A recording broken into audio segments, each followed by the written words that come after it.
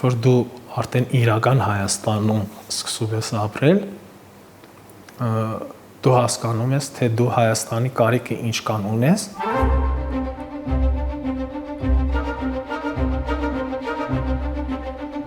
Միշտ որ ինձ հարցնում են, ես ասում եմ, ես սասունցի եմ, որովհետև մեր արմատները Սասունից են գալիս։ Ցեղասպանությունից հետո իմ հայրական կողմի նախնիները գաղթել են դեպի Սիրիա։ Մենք Սիրիայի Կամիշլի քաղաքի մեջ հիմնել են հայերը, հիմնել են հայկական համայնք եւ ես այդ համայնքի զավակ եմ համարվում, փոքր ժամանակվանից կապնված ենք եղել Հայաստանի հետ։ Մանկության մեծ մասը բնականաբար անցել է Կամիշլի քաղաքում, բայց որոշ մասն էլ Հայաստանում է անցել, միշտ կապը եղել է Հայաստանի եւ Կամիշլի քաղաքի հետ։ Ունե ես իմ սեփական պատկերացումը հայրենիքի, որը այնց սիրուն կոկտեյլ էր ստացվել համայնքից եւ մայրիկից եւ հայրիկից։ Հայրիկն էլ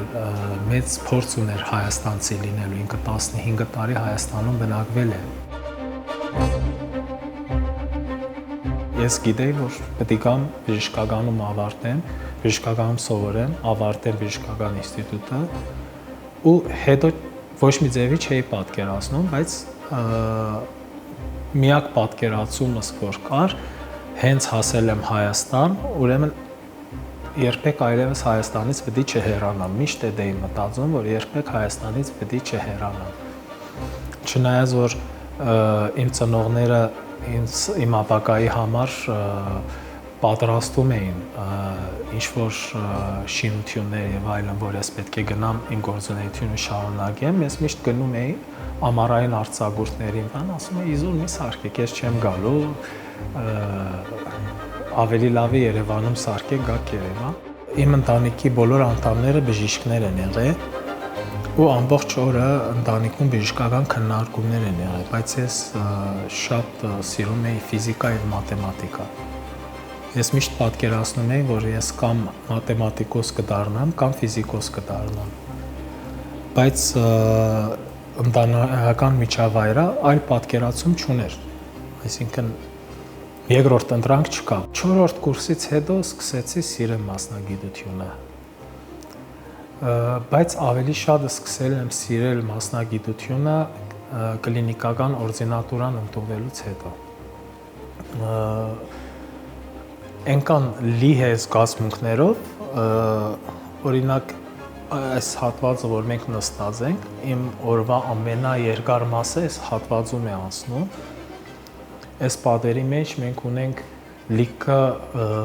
հաղթանակի զգացմունք, լիքը ձախողման զգացմունք, լիքը երջանկության զգացմունք, լիքը տարապանքի, լացել, ուրախանալ, երգել, պարել, ինչ ասես այստեղ անցնում։ Մենք կարողացանք մեր թիմով եւ այն մարդկանց շնորհիվ, ովքեր մեզ փորձեցին օգնել, կարողացանք ստեղծենք անոթային վիրաբուժության եւ ռենտգեն էնդովասկուլյար վիրաբուժության այնպիսի բաժանմունք, որ Հայաստանի Հանրապետության յուրաքանչյուր քաղաքացի ինքը կարող է գոնե այս մասնագիտության շրջանակներում ստանա այն ձևի բժշկական սպասարկում, որը ենթադրենք Շվեդիայի քաղաքացին կուզենար ստանալ եւ ստանում է։ Ես միշտ ասում եմ, դու բախտավոր աստղի տակ, դու շատ աշխատեցիր, բախտավոր աստղի տակ ես ծնվել, ես ասում եմ, պարզապես ճակատագիրը այդ ձևի ստացվեց, որ ես միշտ շրջապատված եմ եղել բարի մարդկանցով ու իմ ցանկությունները ու իմ նպատակները ծագել են ճիշտ ժամանակին։ Հայաստանը մեր երկիրը նորաստեղծ երկիր էր ու դեռ ինքը երիտասարդ երկիր է, դեռ շատ բաների կարիք ունի, որը պետք է արվի։ Բնականաբար ինքը ամենահարմար տեղն է ոչ միայն հայի համար առավել ինքը եւ հարմար է եւ պարտադրող է, Իսկ ոչ հայի համար շատ հարմար տեղ է նոր բաներ ստեղծելու։ Ես այլտեղ չէի պատկերացնում աշխատելը։ Ես վիրահատել եմ աշխարհի շատ երկրներում, բայց շատ մազոխիստական կհնչի, ես սիրում եմ իմ հիվանդը հայերեն խոսա, ախը հայերեն ասի։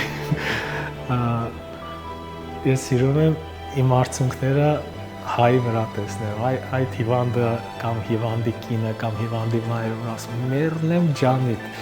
այդ ինձ սպանում է, ես միայն դրա համար արժի Հայաստանում ապրել, Հայաստանին հային բուժել։ Դու երջանիկ մարդ ես, երբ որ դու ուրախ գործի ես գնում եւ ուրախ տուն ես վերադառնում։ Ես ուրախ եմ գալիս գործի, անհամբեր եմ գալիս գործի, իմ օրը շատ ծանր է լինում, շատ ծանր է լինում, որովհետեւ անխնա անում ենք գործողություններ, վիրահատություններ, երբեք չի լինում դիմողին մերժենք։ Մեր բաժանմունքում մենք ունենք կարգախոս, յուրաքանչյուր Հայաստանի Հանրապետության քաղաքացի իրավունք ունի բուժում ստանալ անկախ ծանրության աստիճանից։ Այսինքն նույնիսկ եթե մենք համոզված ենք, որ 99% ծախողվելու է մեր աշխատանքը, մենք սպասարկում ենք այդ հիվանդին։ Դա կարգախոս է ու երբեք չենք դավաճանում այդ կարգախոսին։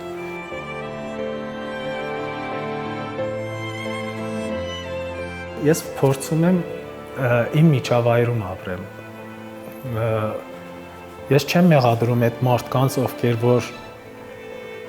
իրանք պարտադրաբար այդ միջավայրում, բայց իրանց վստահեցնում եմ, ով վերադառնա Հայաստան շատ կարճ ժամանակում ինքը ադապտացվելու է, ինքը իրան անսահման ազատ է զգալու, անսահման, այսինքն աշխարհը ինչքան մեծ է, Հայաստանը ինչքան փոքր է, ես հավատացնում եմ, այս փոքր տարածքում ես ինձ 500 անգամ ավելի ազատ եմ զգում, առաջարկները բնականաբար շատ են լինում, բայց դա ընդհանրապես քննարկման ենթակա չեն, իսկ այն գոլեգաները, որոնք գիտեն ես ոնց եմ մտածում, իրանք երբեք չեն առաջարկում։ Մեկ ասում են, ինչ լավ կլինի գաս մեր այդ աշխարհից, ասում են, չէ, լավ չի լինի։ Կարող է ձեր երկրի համար լավ լինի, քո համար լավ չի լինելու մի քանի տարի հետո։ Ես որ ապրել եմ Հայաստանից դուրս, իմ ծնողների ամենամեծ վախը լավ հայ չմեծանալն էր մեր։ Ամենամեծ ձեռքբերումը, որ ես այդ վախը չեմ ունեցել։ Մնացածը առօրյա է, որը դրանով ես չեմ հպարտանում, որովհետև ես մնացածի նման ապրում եմ, իմ նման մարդիկ, միգուցե ինչ-որ մեքսիկացի Հյուստոնում ապրում է, աշխատում է, լավ վիրաբույժ է եւ իրան գնահատված է զգում։ Ես իմ միջավայրում, իմ երկրում, իմ շրջապատի մեջ ապրում եմ առօրյա դժվարություններով, առօրյա նվաճումներով, առօրյա բոլոր խնդիրներով։ Մենք պետք է սահմանենք հայ լինելը ինչ է։ Երբ որ դու հայ ես լինում, ստանում ես հսկայական մի հատ ժառանգություն։ Դու ստանում ես մի լեզու, որը հնդեվրոպական լեզուներից առանձին մի հատ սյուն է, մի հատ ճյուղ, որը դու կարող ես պարզենաս։ Դու դրա համար ոչ մի բան չես արել։ Դու ծնվել ես ու դա քեզ նվեր է տրվել։ Դու ստանում ես երաժշտական մշակույթ, որը դասական է համարվում, որը լրիվ առանձին ճյուղ է։ Դու կոմիդաս ես ժառանգում։ Դու ստանում ես եկեղեցի, որը քրիստոնյա է, բայց նորից լրիվ առանձին է տարբեր բոլոր քրիստոնեական աշխարհից։ Դու ստանում ես ճարտարապետություն, որը համաշխարհային քաղաքակրթությունների մի հատ խառնարանի մեջ ստացված հայկական ճարտարապետություն, որը առանձին է։ Ես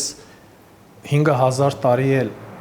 ապրեմ ու աշխատեմ օրը 20 ժամ, դրա 10%-ը չեմ կարող ստեղծել, ինչը ինձ տրվել է անվճար առանց հոգնելու ծնվածս օրվանից։ ես չեմ պատրաստվում դա թափեմ, դա շատ թանկ բան է, որը ես ունեմ։ Ես երբեք չեմ պատրաստվում դա կողքի դնեմ։ Իմ ունեցած ամեն ինչի մեջ դա ամենաթանկն ասանն է, որի համար ես չեմ աշխատի, ես պարտավոր եմ այդ ամբողջը փաթեթով ժառանգեմ իմ երեխաներին։ Այ հայը դա է, իմ կարծիքով։ Բոլորին ասում են վերադարձեք։ Բոլորին։ Ես երբեք չեմ տեսել մի մարդ, որը վերադարձել է ու կարողացել է 4 տարի ապրի Հայաստանում ու հետո Հայաստանից դուրս կարողանա գոյատևի։